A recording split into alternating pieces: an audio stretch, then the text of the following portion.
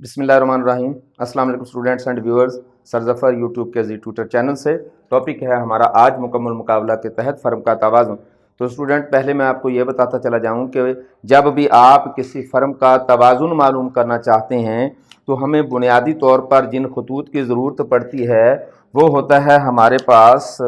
एक तो हमें आज ज़रूरत पड़ेगी फ़र्म के मार्जिनल रेवेन्यू की, एक हमें फ़र्म के मार्जिनल कॉस्ट की ज़रूरत पड़ेगी और हमें एवरेज रेवेन्यू और एवरेज कॉस्ट की भी ज़रूरत पड़ेगी।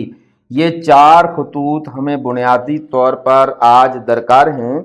वो स्टूडेंट जिन्होंने मेरी पिछली वीडियोस नहीं देखी, काइंडली पहले मेरी कॉस्ट की वीडियो और रेवेन्यू की वीडियो ज़रूर चेक कर लें ताकि आपको ये अंदाज़ा हो जाए कि ये खतूत कहाँ से आए। जाहिर है कि एक क्लास में ऐसा नहीं हो सकता। मार्जिनल रेवेन्यू और मार्जिनल कॉस्ट के जो खत होते हैं इनसे हमें फर्म का तवाज़ुन मालूम होता है। तो तवाज़ुन मालूम करने के लिए इन दो खतूत का सहारा लेना पड़ता है, जबकि नफ़ा और नुकसान मालूम करने के लिए हमें इन दो खतूत का सहारा लेना पड़ता है।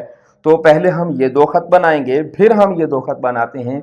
मार्जिनल रेवेन्यू का खत आप जानते हैं स्टूडेंट के हमारे पास मार्जिनल रेवेन्यू का खत जो है वो कुछ यूं था मुकम्मल मुकाबला के तहत। तो हमारे पास मार्जिनल रेवेन्यू का ये खत है और यही खत आप जानते हैं एवरेज रेवेन्यू का भी है और यही खत प्राइस का भी होता है।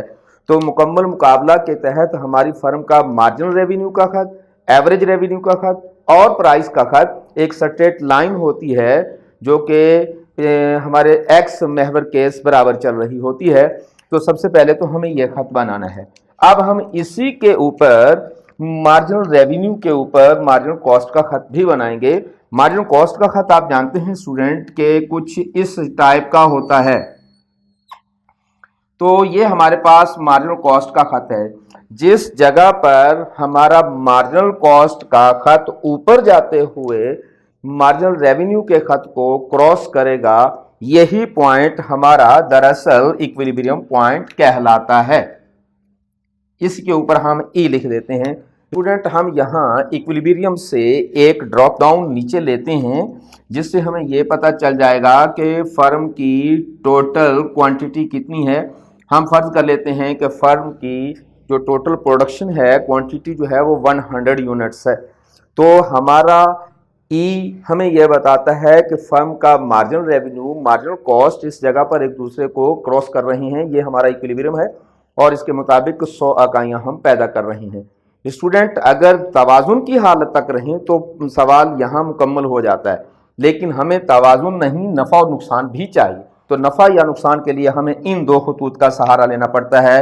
अब हम यहाँ एवरेज रेवेन्यू का खत और एवरेज कॉस्ट का खत बनाएंगे। एवरेज रेवेन्यू का खत हमारे पास ऑलरेडी मौजूद है, जो कि एमआर है वही हमारे पास एआर भी होता है और इसके ऊपर हम इस वक्त एसी का खत बनाएंगे।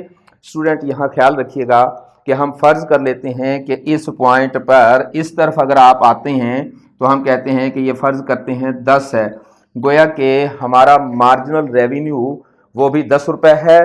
यहाँ हम मार्जिनल कॉस्ट पर भी हैं तो ये भी 10 रुपये है और 100 इकाइयाँ हम पैदा कर रहे हैं।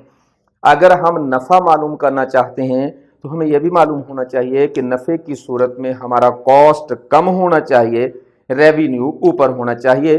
तो हमारा रेवेन्यू का खत जो है, हम जो अभी बनाया है हमने, इसका ख्याल रखते हुए इस खत से अगर हम ऊपर बना देंगे कॉस्ट का खत, आप जानते हैं स्टूडेंट कि हमारे पास कॉस्ट के खत की शक्ल जो है वो ये होती है। अगर हम ये खत इसके ऊपर बना देंगे, कॉस्ट ऊपर चली जाएगी, नुकसान में जाएंगे। अगर हम इससे नीचे बना देंगे, कॉस्ट नीचे चली जाएगी, रेवेन्यू ऊपर आ जाएगा तो हम नफ़े में चले जाएंगे। तो स्टूडेंट, हमें एवरेज कॉस्ट का खत जो बनाना है वो इस पॉइंट से नीचे बनाना है। ये लीजिए, हम यहाँ इस पॉइंट पर एवरेज कॉस्ट का खत बनाते हैं। यहाँ स्टूडेंट, मैं आपको ये भी बताता चला जाऊँ कि बाज़ औक़ात बच्चे घबराते हैं कि हमारा एवरेज कॉस्ट का खत इसको क्रॉस करे, इसको क्रॉस करे। जिधर वो जाता है जाने दें, हमें सिर्फ इस पॉइंट पर, इस लाइन पर, इससे नीचे रहना है।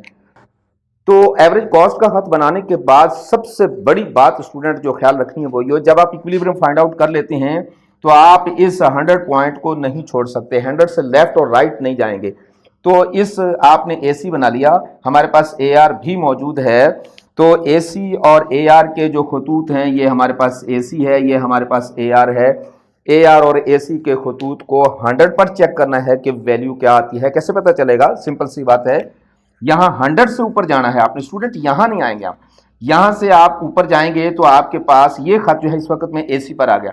इसका मतलब है कि इधर आएंगे हम तो फर्ज कर लेते हैं कि ये वैल्यू 4 है सपोज, और इसी के ऊपर हम यहाँ जाएंगे ऊपर तो हमारे पास वैल्यू जो है वो 10 है।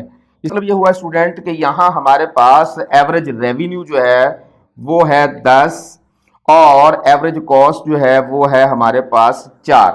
अब अगर हम देखें तो ये जो एरिया है हमारा सारे का सारा, ये हम इसको फिल कर देते हैं तो ये सारे का सारा एरिया जो है हमारा प्रॉफिट कहलाएगा। उसकी वजह क्या है, प्रॉफिट क्यों कहलाता है ये सारे का सारा हमारा? सिंपल सी बात है कि हमारा रेवेन्यू ऊपर है और हमारी कॉस्ट नीचे है। जब रेवेन्यू ज़्यादा होगा, कॉस्ट नीचे होगी, खर्चा कम है और हमारी जो रेवेन्यूज़ हैं, जो वसूलियाँ हैं वो ज़्यादा हैं, तो हम प्रॉफिट में जाएंगे। फ्रेंड यहाँ हम इसको अगर कैलकुलेट करना चाहें तो ये बड़ा ही आसान काम है। हम क्या करते हैं, एवरेज रेवेन्यू कितना है इसको देखेंगे कितना है, और एवरेज कॉस्ट जो है वो कितनी है। एवरेज रेवेन्यू है हमारा 10 रुपीज़, एवरेज कॉस्ट है हमारी 4 रुपीज़, और अगर आप रेवेन्यू से कॉस्ट को माइनस कर दें तो ये हमारे पास एवरेज प्रॉफिट आ जाएगा। एवरेज प्रॉफिट जो है, इसका एवरेज का मतलब हमेशा एक इकाई ही होता है। एक इकाई पर हमें 6 रुपए प्रॉफिट हासिल हो रहा है। अगर हम टोटल प्रॉफिट हासिल करना चाहते हैं तो फिर हम एवरेज प्रॉफिट मल्टीप्लाई जो हमारे पास यूनिट्स हैं, तो जो हमारे पास अमाउंट आएगी 600 रुपया, इसको हम कहेंगे कि हमारा टोटल प्रॉफिट है।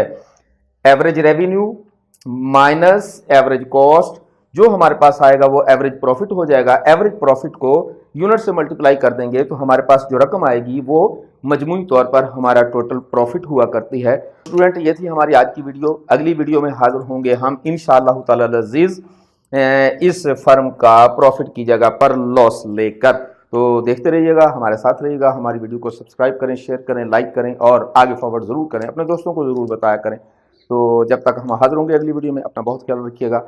अल्लाह आपका हामी और नासिर।